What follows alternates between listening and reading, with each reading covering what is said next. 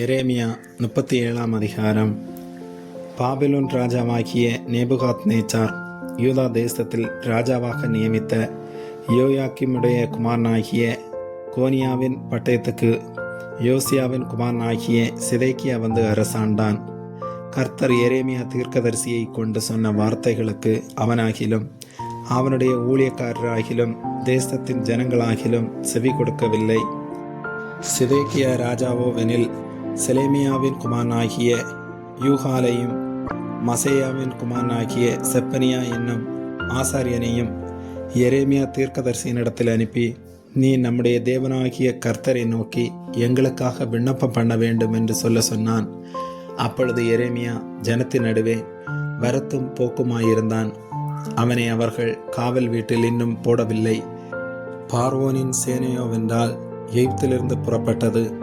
எருசலேமை முற்றுகை போட்ட கல்தையர் அவர்களுக்கு செய்தியை கேட்டு எருசலேமை விட்டு நீங்கி போனார்கள். அப்பொழுது எரேமியா தீர்க்கதரிசிக்கு கர்த்தருடைய வார்த்தை உண்டாகி, அவர் இஸ்ரவேலின் தேவனாகிய கர்த்தர் உரைக்கிறது என்னவென்றால், என்னிடத்தில் விசாரிக்கும்படி உங்களை என்னிடத்திற்கு அனுப்பின யூதாவின் ராஜாவை நீங்கள் நோக்கி, இதோ உங்களுக்கு ஒத்தாசையாக புறப்பட்ட பார்வோனின் சேனை தன் தேசமாகிய எகிப்துக்கு திரும்பி போகும். கல்தையரோவென்றால் திரும்பி வந்து இந்த நகரத்துக்கு விரோதமாக யுத்தம் பண்ணி அதை பிடித்து அக்கினியால் சுட்டரிப்பார்கள். கல்தையர் நம்மை விட்டு நிச்சயமாய் போய்விடுவார்கள் என்று சொல்லி நீங்கள் மோசம் போகாதிருங்கள். அவர்கள் போவதில்லை. உங்களோட யுத்தம் பண்ணுகிற கல்தையருடைய சேனையெல்லாம் நீங்கள் முறியடித்தாலும் மீந்தவர்கள் எல்லாரும் காயம்பட்டவர்களாயிருந்தாலும் அவர்கள் தங்கள் கூடாரங்களிலிருந்து எழும்பி இந்த நகரத்தை அக்கினியால் சுட்டரிப்பார்கள் என்று கர்த்தர் உரைக்கிறார் என்று சொல்லுங்கள் என்றார்.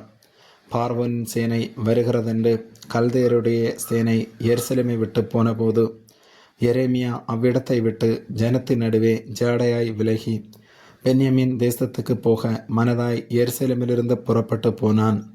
அவன் பென்யமீன் வாசலில் வந்தபோது காவற் சேர்வையின் அதிபதியாகிய எரியா என்னும் நாமமுள்ள ஒருவன் அங்கே இருந்தான்.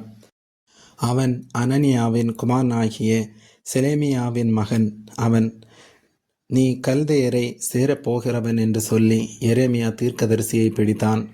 அப்பொழுது எரேமியா, அது பொய், நான் கல்தையரை சேரப்போகிறவனல்ல என்றான். ஆனாலும் எரியா எரேமியாவின் சொல்லை கேளாமல் அவனை பிடித்து பிரபுக்களிடத்தில் கொண்டு போனான். அப்பொழுது பிரபுக்கள் எரேமியாவின் பேரில் கடும் கோபம் கொண்டு அவனை அடித்து அவனை சம்பரதியாகிய யோனத்தானுடைய வீட்டில் காவற்படுத்தினார்கள். அவர்கள் அதை காவற்கூடமாக்கி இருந்தார்கள். அப்படியே எரேமியா காவற்கிடங்கின் நிலவறைகளில் பிரவேசித்து அங்கே அநேக நாள் இருந்தான். பின்பு சிதேக்கியா ராஜா அவனை அழைத்தனுப்பி, கர்த்தரால் ஒரு வார்த்தை உண்டோ என்று ராஜா அவனை தன் வீட்டிலே இரகசியமாய் கேட்டான். அதற்கு எரேமியா, உண்டு, பாபிலோன் ராஜாவின் கையில் ஒப்பு கொடுக்கப்படுவீர் என்று சொன்னான். பின்னும் எரேமியா சிதேக்கியா ராஜாவை நோக்கி, நீங்கள் என்னை காவற் வீட்டிலே அடைப்பதற்கு நான் உமக்கும் உம்முடைய ஊழியக்காரருக்கும் இந்த ஜனத்துக்கும் விரோதமாக என்ன குற்றம் செய்தேன்? பாபிலோன் ராஜா உங்களுக்கும் இந்த தேசத்துக்கும் விரோதமாக வருவதில்லை என்று உங்களுக்கு தீர்க்க தரிசனம் சொன்ன உங்களுடைய தீர்க்கதரிசிகள் எங்கே? இப்போதும் ராஜாவாகிய என் ஆண்டவனே, எனக்கு செவி கொடுத்து என் விண்ணப்பத்துக்கு தயவு செய்து என்னை சம்பிரதியாகிய யோனத்தானுடைய வீட்டிற்கு திரும்ப அனுப்ப வேண்டாம். அனுப்பினால் நான் அங்கே செத்து போவேன் என்றான்.